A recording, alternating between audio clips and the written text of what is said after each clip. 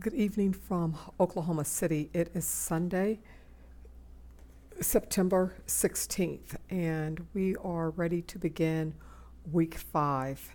As noted on Moodle and on your syllabus, this week we focus on experience, science, and Christian ethics, but a few observations from last week. I noticed that a few of you often refer to a Google search when you are encountering terms with which you're not familiar. Allow me to suggest that it may be extremely beneficial to access some of the online resources that I have posted to Moodle. So, for example, rather than Googling the word autonomy, perhaps going to the Stanford Encyclopedia of Philosophy would have provided you with a more ethical theological understanding of that term. The other thing I notice is that in constructing your own definition of a particular word, there's a tendency to use the term to define itself. Please remember that a basic principle is that a word cannot be used to describe or define itself.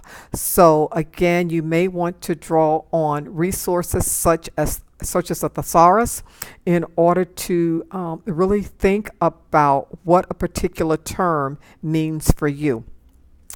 Also, when I ask about your own working definition, I'm looking for 3 things, and here I perhaps should have been a little bit clearer.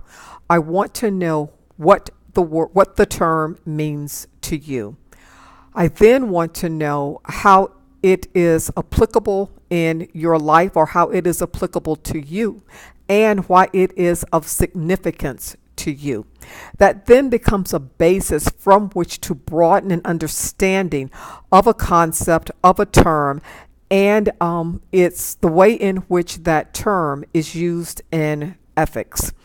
The other thing is that when you're engaging online, whether you are responding to a question that you will not engage, the response of which will not be engaged with your peers, or whether you are in a group forum, please be attentive to the presenting question and answer the question that's before you.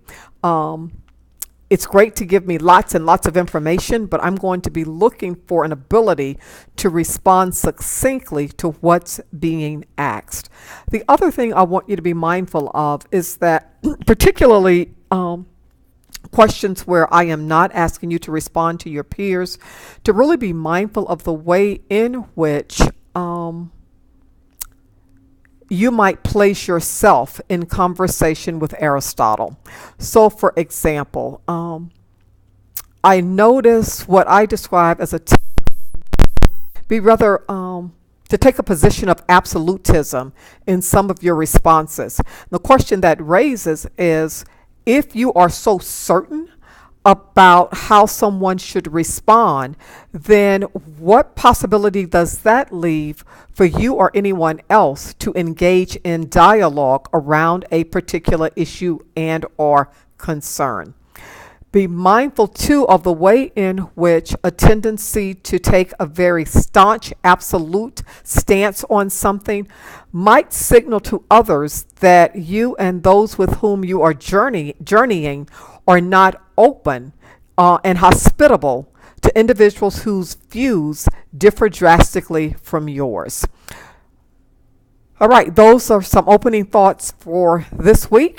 Let's make it a good one. And as you continue your reading in Aristotle, and this week as you begin some selected reading in the United Methodist Social Justice Principles, and as you continue to read the assigned biblical passages, think about the relationship between those assigned readings and the topic of the week.